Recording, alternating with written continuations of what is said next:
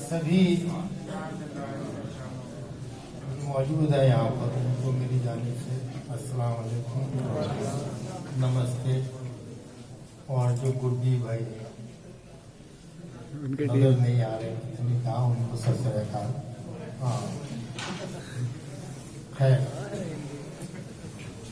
अपनी बात शुरू करता हूँ। सबसे पहले तो हम लोगों के लिए फख्र का मकाम है कि आज हम पिछले 25 साल और 25 साल से पहले जो लोग हम लोग आपस में एक दूसरे से मिले जुड़े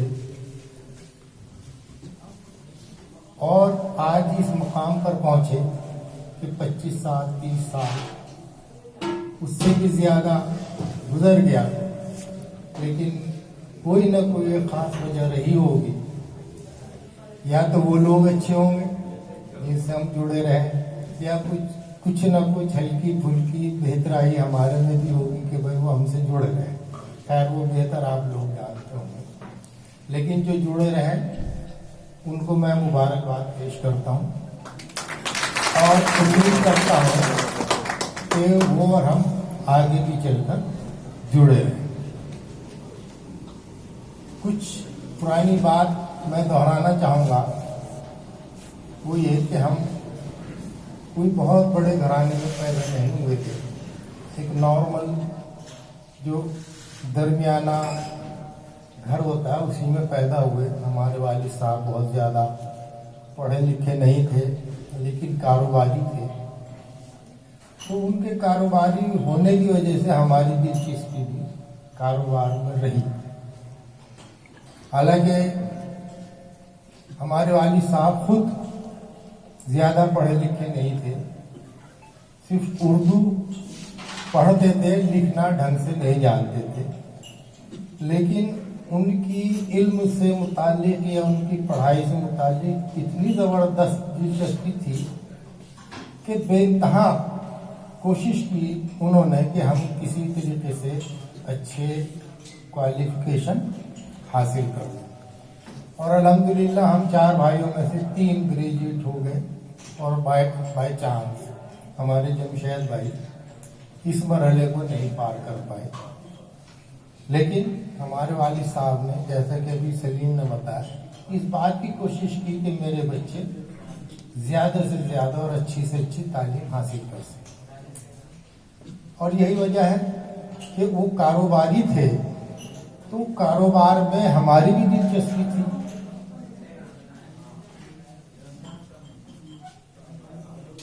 उनके रहते हुए उनका कारोबार सही मायनों में कच्चे चमड़े का था,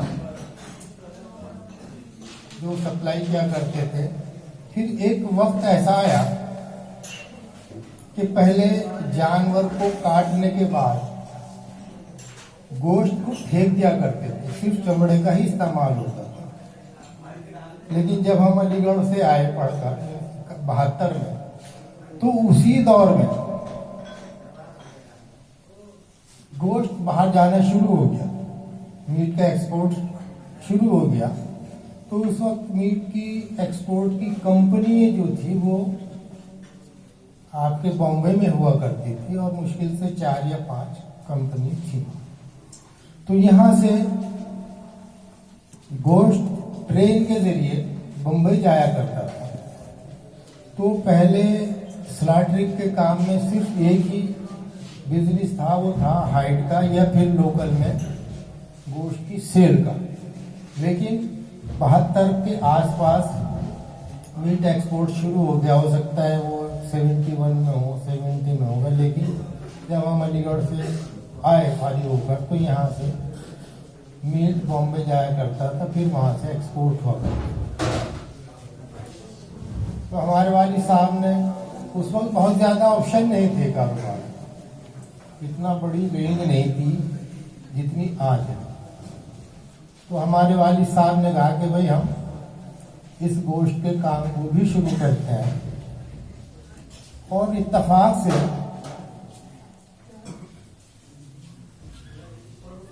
मैं और जमशेद, हम दोनों को तैयार किया कि भाई तुम इस काम को करो। जब यहाँ की जिम्मेदारी मेरी बनी कि यहाँ का काम मैं देखूं, और जमशेद को बॉम्बे भेज दिया गया। एक बड़ा दिलचस्प वाक़ा है जिसकी वजह से मैं सुना रहा हूँ कि जब हमने पहली मर्तबा 3 पेटियां यानी 300 किलो माल बम्बई के लिए रवाना किया, तो हमने आज पेटी चढ़ाई, अगले दिन टेलीग्राम आ गया जमशेद का कि भाई फैक्ट्री बंद होगी। और वो जो रास्ते में थी 3 पेटियां, वो जब वहां पहुंची और उन्हें फेंकना पड़ा, तो ये पहला लॉस हुआ हम लोगों को। लेकिन ये हमारा इंस्पिरेशन था, हमारे वालिद साहब की देन थी। उन्होंने कहा कि भाई घबराने की कोई जरूरत नहीं, जब शुरू होगा काम फिर शुरू करो। तो जैसे ही काम शुरू हुआ हमने फिर शुरू किया, और अल्हम्दुलिल्लाह आहिस्ता आहिस्ता आहिस्ता आज इस मंजिल तक पहुंच गए। तो यहाँ कहने का मकसद ये था कि सन 75 के आसपास ये मान लिया, 74 75, इसलिए कि वो इमरजेंसी लगी हुई थी, इसलिए मेरे याद है वो हमने माल शुरू किया था भेजना। तो इस गोश्त का जो सिलसिला हुआ आज उसे तकरीबन 45 साल हो गए। और उसी दौर में सबसे पहले शायद चंदू भाई हमारे साथ जुड़े थे, इनको हमने बॉम्बे में हैदराबाद, हाँ अच्छा, गोश्त का काम एक दौर में बंद हो गया इसी वजह से। पहले मेहरबान आए थे, उसके बाद चंदू। अच्छा, पहले मेहरबान, तो खैर मेहरबान आए, फिर चंदू भाई है, तस्लीम भाई, जैसे भी आपने बताया सुहेल भाई आए, फिर इस तरह तारीफ भाई और दूसरे लोग जुड़ते चले गए। दो मेरा ख्याल क्या है कि 1995 में या 98 में फैक्ट्री की बुनियाद हमने सबसे पहले वहाँ जो महेश्वरी शुरू वाला सिलसिला, तो 89 में हमने महेश्वरी में जगह ली और वहाँ काम शुरू किया। बुनियाद का, पिलर्स का उठाना वगैरह सब हो गया शुरू। उसकी परमिशन एनओसी लेनी थी हमको पॉल्यूशन बोर्ड से, लेकिन कुछ सियासी लोग बीच में आए जिनकी वजह से हम लोगों को परमिशन नहीं मिली, तो वहां से मुलतवी हो गया। फिर नजर दौड़ाई, सलीम ने इस जमीन को जहां आज मौजूद है उसको खोजी गई, और यहाँ सबसे पहले जो हमें हिम्मत बढ़ाने का, सपोर्ट करने का काम किया, वो हमारे जो प्रधान जी हैं, इनके चाचा थे हाजी अफजाल साहब। उन्होंने हम लोगों को बाकायदा पूरी सपोर्ट दी। और आपको ये बता दूं आपको कि उस जमाने में गोश्त की फैक्ट्री लगाना महाभारत था, और ये इनके चाचा की देन थी। 8 साल लगे लगाने। 8 साल लगे, लेकिन 8 साल तक उन्होंने ये पता नहीं चलने दिया इलाके के लोगों को किस चीज की फैक्ट्री लग रही। हमेशा जिस दिन फैक्ट्री में गोश्त की ट्रक आई, उस दिन पता चला कि भाई ये तो गोश्त की फैक्ट्री है, वरना उससे पहले वो सिर्फ लेदर की ही बताते रहे लोग। तो खैर इस दौर में ये जो मंजिल आई है, इसमें इनकी फैमिली का बहुत बड़ा हिस्सा है। हालांकि इनके अलावा और दूसरे जो है हमारे गांव के देहात के लोग, उन लोगों ने बड़ा सपोर्ट किया। और ये जो खालिद है ना, राव खालिद, 1 2 हैं, ये उन्हीं की देन है। हाँ, सबसे उन्होंने जो फैक्ट्री में सपोर्ट करने का जो बदल लिया था, ये था कि मेरे 3 या 4 आदमी रखे, 4 आदमी देकर गए थे। वो माशाल्लाह अभी तक चल रहा है, बल्कि वो एक लड़का शायद इसी वजह से चला गया। हसी क्या नाम उसका, एक और था ना जो जावेद, हाँ और एक आबाद, हाँ एक आबाद का भाई। हाँ ये लोग थे। खैर अब बात यह है कि माशाल्लाह आप लोगों के सामने पहले यहाँ थी फैक्ट्री, उसके बाद अल्हम्दुलिल्लाह पंजाब में भी हो गई, और आप सब लोग दुआएं करते रहें, मेहनत करते रहें, तो इंशाअल्लाह हो सकता है और कोई नई 3री 4थी फैक्ट्री गोश्त निकाली। लेकिन जहां मैंने आप सब लोगों का जिक्र किया, वहां कुछ हमारे जिम्मेदार साथी भी थे, जिनमें से अगर मैंने अपना नाम लिया जमशेद भाई का, सलीम का, तस्मीम का, उसमें निधि मलिक भी शामिल थे। उसके बाद डॉक्टर कपिल साहब भी उसमें आए मरहले में, और फिर बाद में शाहिद भाई आए। इसमें कोई दो राय नहीं। मैं आपसे बता दूं कि कोई भी कारोबार हो, जब तक टीम वर्क आपका नहीं सही होगा तो बात बनने वाली नहीं। बिल्कुल सही बात। टीम वर्क का होना लाजमी है। अगर आपके पास अच्छे साथी नहीं है तो आप कभी भी तरक्की नहीं कर सकते। ये आपका काम है कि उनको पहचानें, अपने साथियों। और अमूमन ये होता है कि जो आपके साथ जुड़े हुए लोग होते हैं, उन पे बहुत लोगों की नजरें होती हैं, और वो नजरें उनकी अच्छाइयों की तरफ नहीं जाती, बल्कि उनकी खामियों की तरफ जाती है, और वो खामियां आप तक पहुंचाने का काम करते हैं। अब आपका विवेक की बात है कि आप उनकी खामियों पर इतना ज्यादा फोकस न करें जितना उनकी अच्छाइयां हैं, तो उनको और उनका अगर आपने उनकी खामियों पे नजर डाली तो इसका मतलब यह है कि आपका एक अच्छा साथी आपसे छूट जाए। तो इसलिए जब भी आप अपना टीम बनाएं, कमियों को बर्दाश्त करना सीखें। आप में भी हो सकती हैं कमियां, आपसे भी खामियां आ सकती हैं, लेकिन जो अगर आपको तरक्की करनी है तो आपको अपने साथियों की खामियों को नजरअंदाज करना है। ये अगर आपने छोटी छोटी खामियों पर अपने साथियों को टोकना शुरू कर दिया तो फिर आज से बदजन होंगे वो, और फिर आपकी सपोर्ट में नहीं आगे आएंगे। इसके अलावा मैं आपसे बता दूं कि हमने कोशिश की हमेशा कि हम ईमानदारी से काम करें। 2 चीजों का अपनी जिंदगी में शामिल करने की कोशिश की। एक तो ईमानदारी से, कि बेईमानी से पैसा न कमाया जाए, और सब्र के साथ कमाया जाए। क्योंकि जो बिजनेस आप कर रहे हैं, आपके अलावा दूसरे लोग भी कर रहे हैं।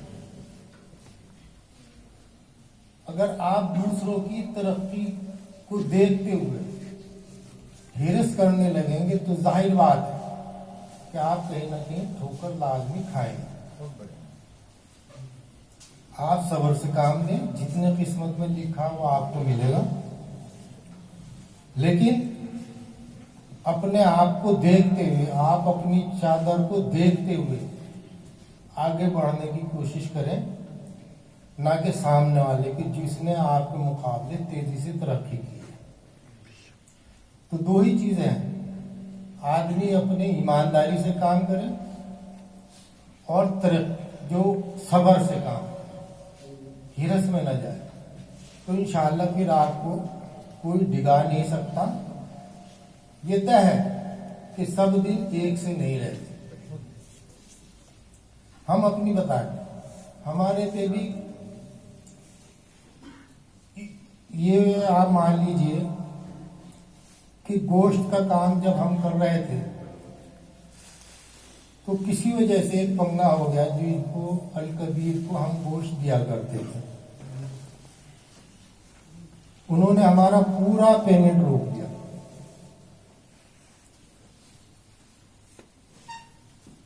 लोगों ने शोर मचा दिया कि भाई इनका तो दिवाला निकल गया, और लोगों की नजरें भी बदली हैं।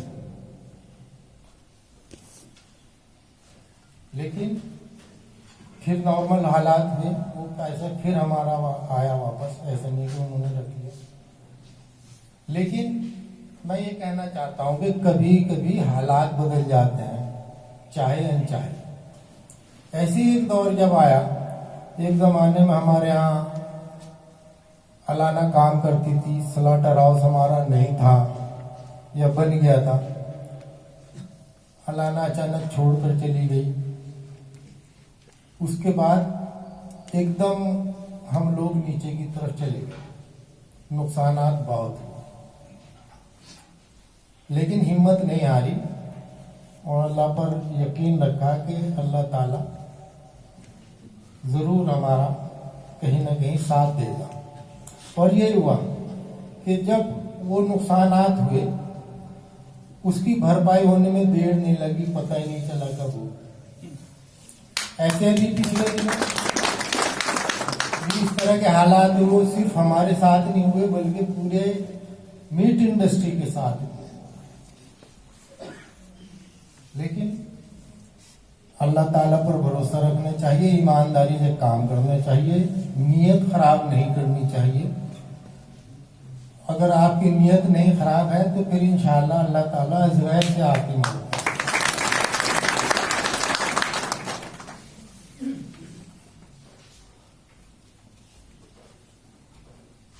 मैं आपसे एक दो और बात बताना चाहूंगा कि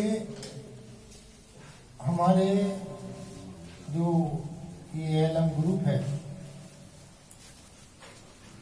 इसमें हमने कभी हमारे साथ जो जुड़े हुए लोग हैं, इसके गवाह हैं, यहाँ बैठे होंगे मेहरबान, मुस्तकीम या और दूसरे चंदू, हमने कभी उनकी तरफ ये नहीं सोचकर नजर डाली कि हमारे मुलाजिम हैं। आप पूछ सकते हैं कि कभी इन्होंने महसूस किया हो मालिक और मुलाजिम का फर्क? नहीं। जितना हमने हक समझा, इतना ही इन्होंने भी इस कंपनी पर हक समझा, और हमने इनको एहसास नहीं होने दिया कि आप में और हमारे में फर्क है। तो ये बहुत जरूरी है कि आप में और आपके जो साथ लोग हैं, जो काम से जुड़े हुए हैं, उनमें फर्क नहीं महसूस होना चाहिए। हमें इस बात पर भी ना नजर डालनी चाहिए कि हमारे यहाँ जो काम करने वाला, उसकी पोशाक कैसी है। हमारे यहाँ ऐसे हैं जिनके बेहतरीन पोशाक, लेकिन ऐसे भी हैं जिनकी पोशाक बहुत ही लेमैन टाइप की। अगर अच्छी पोशाक यहाँ माशाल्लाह सभी की है तो एक इनाम मिलाई गया है जिसकी पोशाक नहायत ही घटिया है। हमारा एक और आप बताऊं, कुछ लोग ऐसे हैं जो हमसे पहले से ही जुड़े हुए हैं। वो हमारे लिए फख्र की बात है कि वो जरूर कोई ना कोई अच्छी चीज है कि जिसने हमें जोड़ रखा है, इनाम मिलाई है। ये शायद 5 या 6 साल का होगा जब से जुड़ गया, और अल्हम्दुलिल्लाह आज तक जुड़ा चला रहा।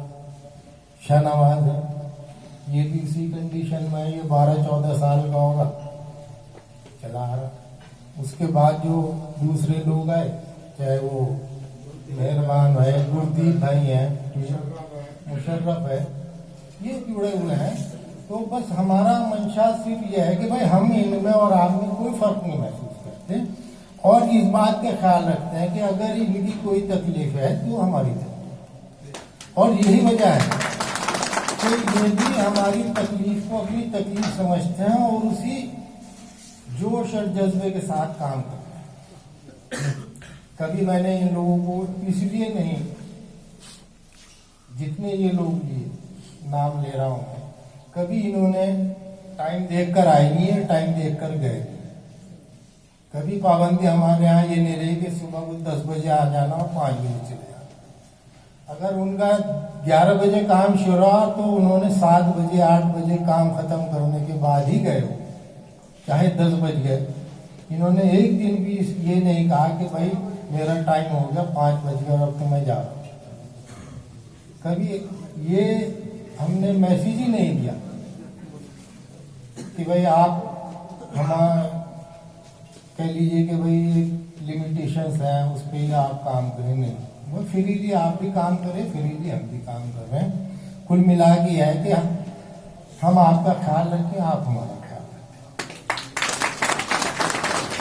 और अल्हम्दुलिल्लाह मैं आपसे बता दूं कि गलती सबसे होती है, हमसे भी हुई है, हमसे भी इन लोगों को जो हमसे तवक्के कर रहे हों वो पूरा नहीं कर पाए हों। लेकिन इतना जरूर है कि वक्त आने पर हमने कभी कोताही नहीं की। ऐसे ही हमारे लिए भी इन्होंने कभी इस बारे में एहसास नहीं होने दिया कि भाई अगर कहीं कोई कमजोरी आ रही है तो हम साइड लाइन हो जाए, कभी नहीं। साथ जीने पर उन्होंने वाली बात रखी। तो मैं अपनी बात को यहीं पर खत्म करते हुए इस उम्मीद के साथ कि आप सब जितने भी लोग मौजूद हैं, ये हमारे लिए जिन फैक्ट्री शुरू हुई, ये खड़े हमारे भाई क्या नाम, मिलाप सिंह। कितने दिन हो गए मिलाप सिंह आप हैं? 22 साल। 3 साल बाद इन्हें भी सर्टिफिकेट दिया जाएगा इंशाअल्लाह।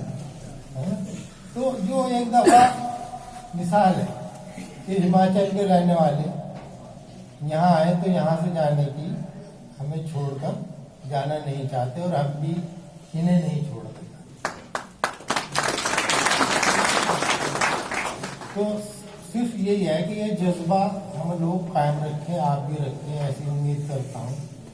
और इंशाअल्लाह ये फंक्शन अब तो वो एक स्टेज आ गई कि ये हर साल हुआ करे, किसी न किसी के 5 से 25 साल हुआ करेगा। और मुझे तो अब यहाँ आने के बाद कई एक के बच्चे जिनकी शादी हमारे यहाँ से शुरू आने के बाद, जैसा मेहरबान भाई जब आ गए थे शरीर से तब हुई, मुस्तकीम भाई जब आ गए तब हुई,